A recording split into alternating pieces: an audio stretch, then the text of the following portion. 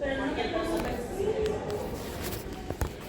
Eso, ¿hay alguna duda, alguna consulta administrativa, alguna cuestión? ¿Algo que quieran hablar? ¿No? Por ahora. Igual tienen los mails, ¿no? Creo que sí. Sí, están en el campus. En el campo. Bien. Bueno. Siendo casi 10. Hola. ¿Cómo va? ¿Querés presentar? Sí. ¿Faltan muchos?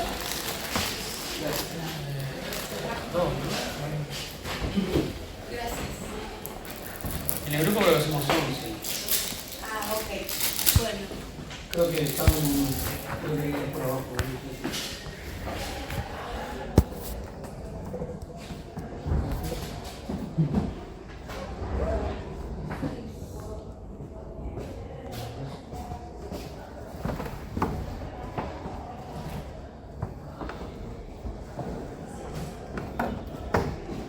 Bueno, me presento, mi nombre es Alejandra de la Rosa Vázquez, soy abogada, licenciada en Derecho y magíster en Derecho en México.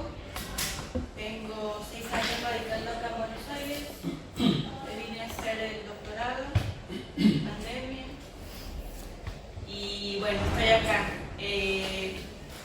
Yo trabajo en la línea de investigación de derechos laborales para personas con discapacidad. Entonces vamos a hablar un poquito de discapacidad y trabajo. Si voy muy rápido, si hay algo que no me entienden o no me sé explicar, por favor, con toda la confianza del mundo. Como gente. Adiós.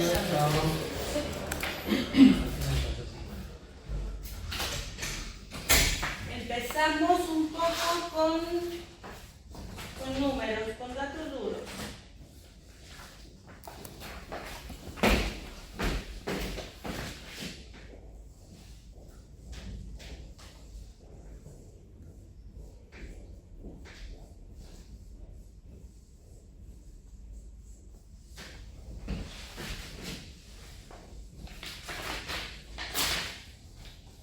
Tenemos en el año 2010, de acuerdo con la Organización Mundial de la Salud, el 15% se estimaba que el 15% de la población mundial tenía una discapacidad.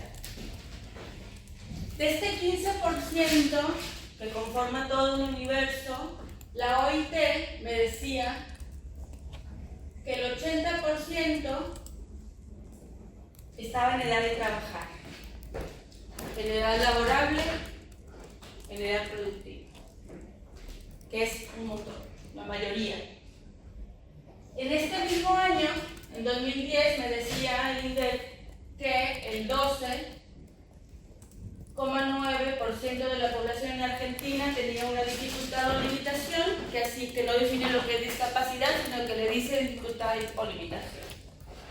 ¿Por qué me estoy yendo a un año muy viejo? ¿Por qué me estoy remontando al 2010? ¿Se acuerdan cuándo fue el censo, el último censo de población y vivienda? Acá. 2021, post pandemia. Pero no fue en el 2020. Ahí está. No tenemos datos todavía en materia de discapacidad. ¿Por qué? ¿Por qué creen? ¿A qué creen que se debe?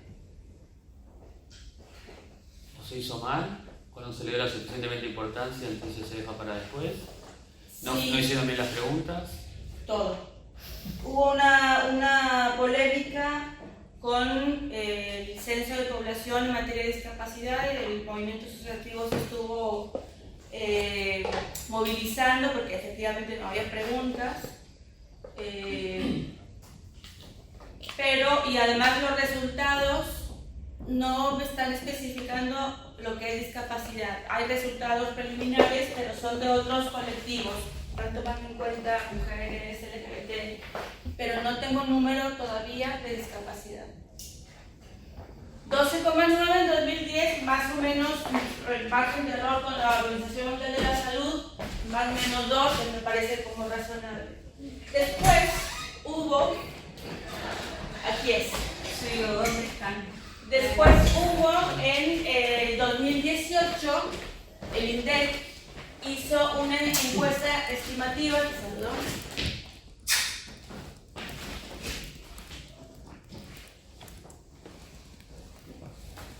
y los resultados arrojaron que el 10,2% de la población argentina tenía discapacidad. Esto fue en 2018 y aquí hago un paréntesis, 2018 encuesta estimativa, esto es que sacan una muestra de un grupo poblacional que son, si mi memoria no me falla, localidades urbanas de más de 40.000 habitantes, o sea, ciudades, con personas a partir de 5 años. Sacan una muestra y la potencian y es la encuesta estimativa. Bajó la discapacidad del 2010 al 2018 porque son menos. No, a mí me parece que no se están contando bien. ¿Cuál es la problemática de no tener un número idóneo en materia de discapacidad? Tenemos, por ejemplo, un artículo 31 de la Convención sobre los Derechos de las Personas con Discapacidad que me dice, bueno, los Estados partes tienen la obligación de tener censos, encuestas, relevamientos, etcétera, etcétera, etcétera, información acorde en discapacidad. No se está cumpliendo, bueno, por muchos puntos de la Convención, pero con ese artículo 31 tampoco. ¿Qué me genera? Que no tengo un número adecuado. ¿En qué se transforma? Y que si yo quiero trabajar con una política pública para abordar una situación problemática, me va a ser insuficiente porque no estoy contando bien a la población que necesita abordar. ¿Y qué implica? Que no le está dando dinero suficiente. Conclusión, toda política pública y todo recurso va a ser insuficiente para poder trabajar o para poder paliar esta situación desfavorable en materia de discapacidad. Me voy con el 80% de la OIT en edad productiva. ¿Qué debo entender por productividad? ¿Qué se les ocurre que debe ser una persona productiva?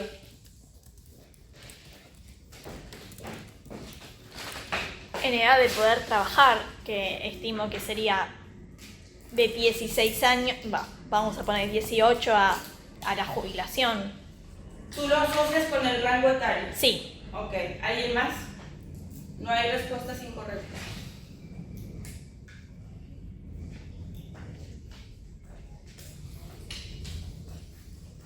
Se tiende a creer que tiene que ver con la capacidad de la persona.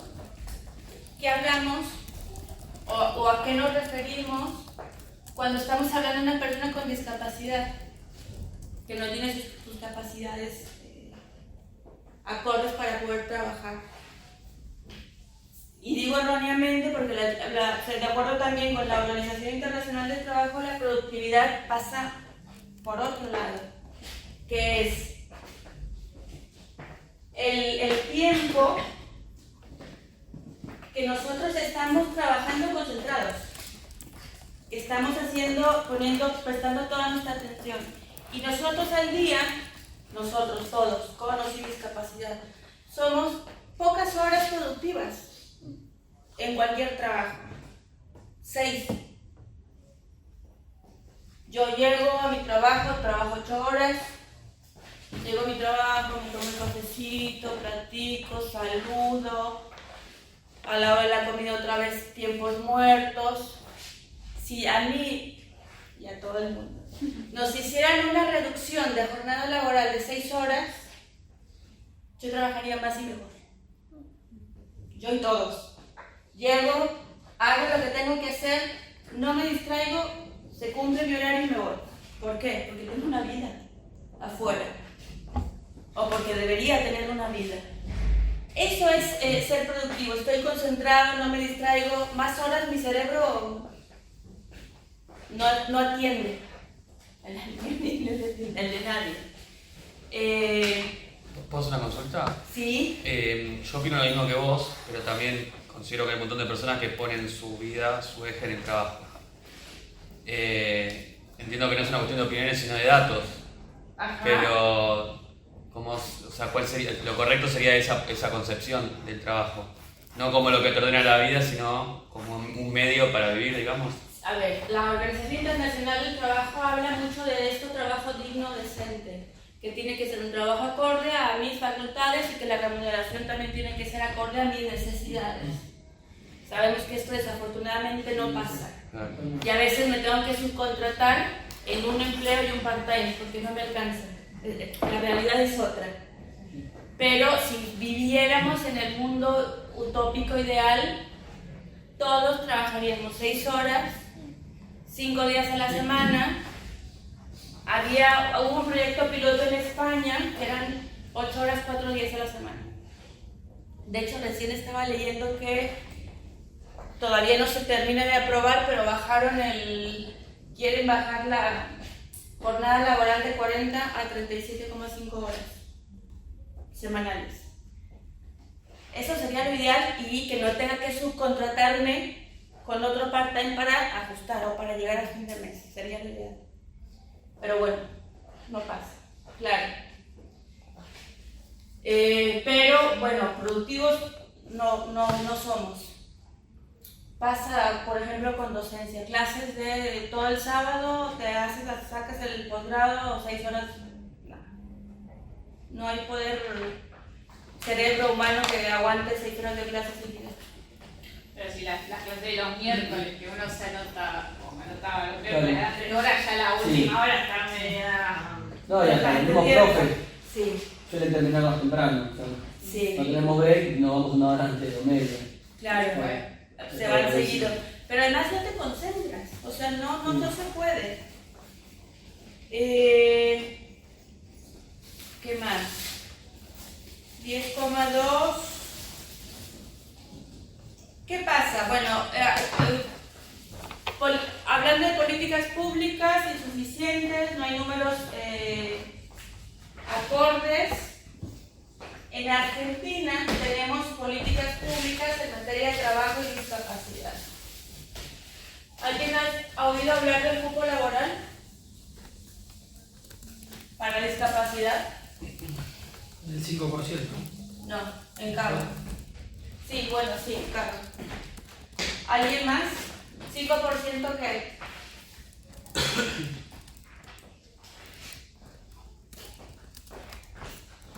¿Alguien quiere leer? ¿Información? Yo leo. No, artículo 8, por favor. El Estado Nacional, entendiéndose por tal los 3 poderes que lo constituyen, sus organismos descentralizados o autárquicos, los entes públicos no estatales, las empresas del Estado y las empresas privadas concesionarias de servicios públicos, están obligados a ocupar personas con discapacidad que reúnan condiciones de idoneidad para el cargo en una proporción no inferior al 4% de la totalidad de su personal, y a establecer reservas de puestos de trabajo a ser exclusivamente ocupados por ellas. ¿Sigo? Sí, por favor. El porcentaje determinado en el párrafo anterior será de cumplimiento obligatorio para el personal de planta efectiva, para los contratados cualquiera sea la modalidad de contratación, y para todas aquellas situaciones en que hubiere tercerización de servicios. Hasta ahí. Artículo 8 de la 22.431 y sus modificatorias tiene varias, pero la más importante es la 25.689. Y lo dice 2 veces. Obligatorio y están obligados. Es obligatorio. El 4% en empleo público. Y aquí hago el paréntesis para que no se me confunda, porque hay quien dice, bueno, es público y privado. No, es público solamente. Y para el sector privado, solo aquellas empresas que sean concesionarias de servicios públicos. Por ejemplo, un Edenor, un Edesur, bueno, casi todo privatizado, correos, todo lo que sea empresa privada concesionaria de servicio público.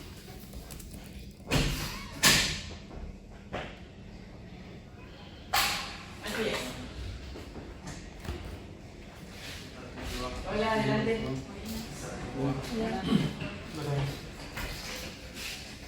Una proporción no inferior al 4%. Por ahí me decía alguien 5%. Bueno, digamos que el piso, que no sé si está bien dicho piso, pero lo mínimo es el 4%. De ahí hacia arriba lo que quieran. Cava regula el 5%. ¿Qué pasa con este 4%? ¿Qué porcentaje se estaría cumpliendo? ¿Creen que se cumple?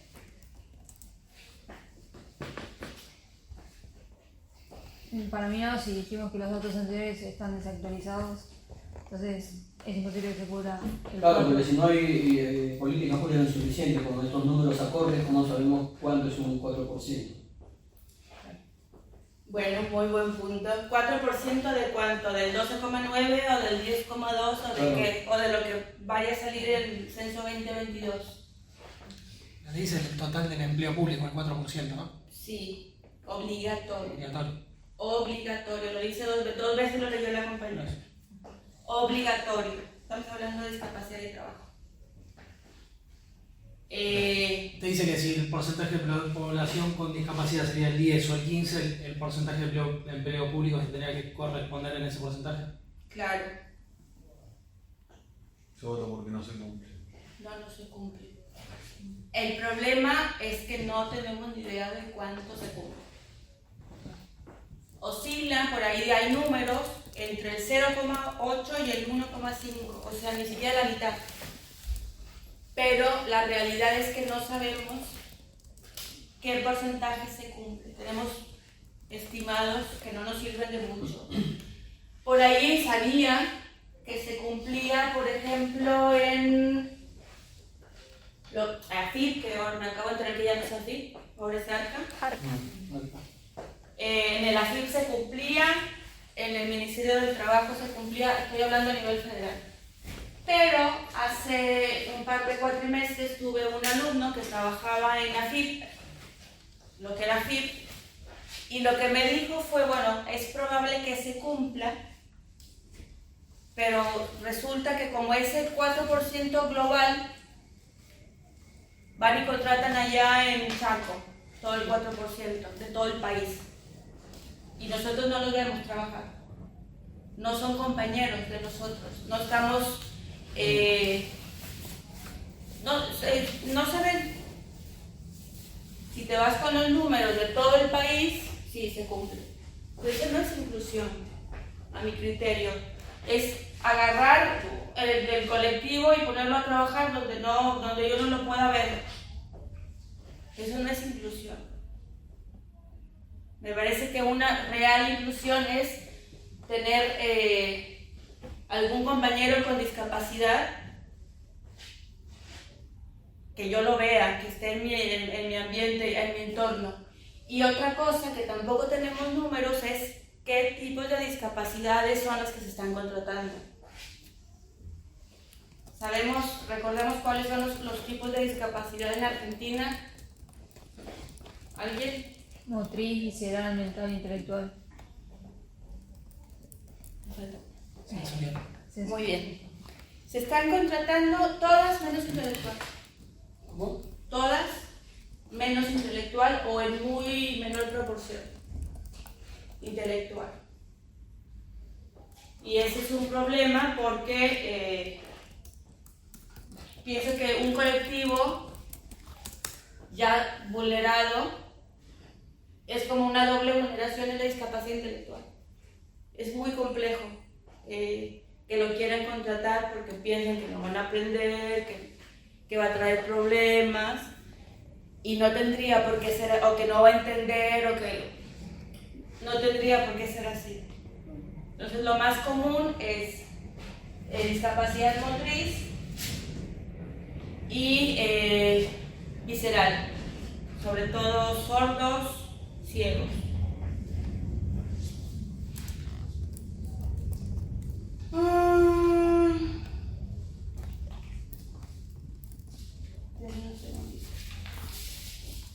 Me quedé con algo de lo que decías del censo. ¿Qué?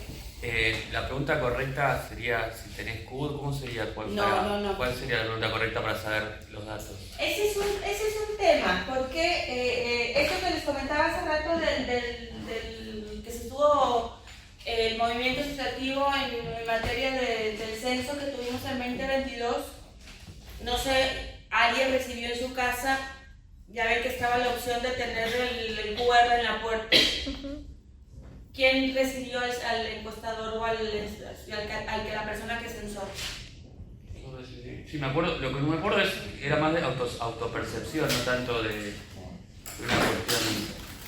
Lo cual me llamó la atención porque después leía, por ejemplo, que había un engaño pichanga en que, por ejemplo, uy, qué palabra dijo usted, te preguntabas si te autopercibías de pueblo originario. Bueno. Y muchos ponían que sí porque se sabía que después podían cobrar un subsidio que después no le iban a cobrar, pero estaba el hecho de decir, bueno, lo hago así para después tener algo con qué pedir ese. Pero no me acuerdo específicamente de discapacidad. Eso es muy complejo. Le voy a contar una anécdota que me pasó con una amiga en México. En México saben que hay muchos pueblos originarios. Y tengo una amiga que ella se percibe como de pueblo originario, pero resulta que mi amiga es rubia.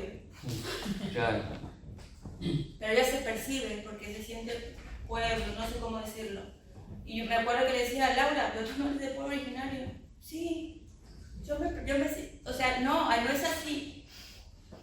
Por más que ella se sienta parte del colectivo pueblos originarios, ella no puede ser pueblo originario, no sé si me explico. Sí. No, o sea, ella es mi amiga y la quiero un montón. No, es que yo sea mala onda y le diga tú no la estoy discriminando, pero así no funciona. Con discapacidad lo que pasó fue, yo quise que fuera a mi casa, no hice QR ni lo hice digital. Pasa que llegó a la una señora como, más o menos de mi edad, como, pónganle 25 años. No era chiste, chicos. Una señora como de mi edad. Llega a la 1 de la tarde. Cansada. Le dije, bueno, ¿quieres pasar? No. ¿Te traigo un vaso de agua? No. ¿Quieres una silla? No, ya me quiero ir. Y después me dice, estoy desde las 7 de la mañana caminando. Y no termino. Entendí que tenía que ser breve. Cuando me dice persona que no usan discapacidad, usan dificultad, limitación, cuando me dice alguien en este hogar, le dije no, se brincó a la siguiente pregunta y ahí quedó. La misma CEPAL decía, bueno, hay diferencias metodológicas en los censos, entonces es difícil con la metodología saber cuántas personas con discapacidad. Pero se tendría que saber, se tendría que capacitar a las personas que hacen el censo para rastrear esa información. Las personas que hicieron el censo no querían hacer el censo, fueron por la plata. Y te lo digo porque... Que tampoco era mucho. No era mucho. Claro. Muchos fueron por eso. Pensando que era un trabajo fácil y rápido en el que te llevabas, no sé, 15.000 pesos por 5 horas, terminaron siendo 8 horas, con hambre, con sueño y pasándola mal. Pero ese no es problema del encuestador, ese es problema del INDEC.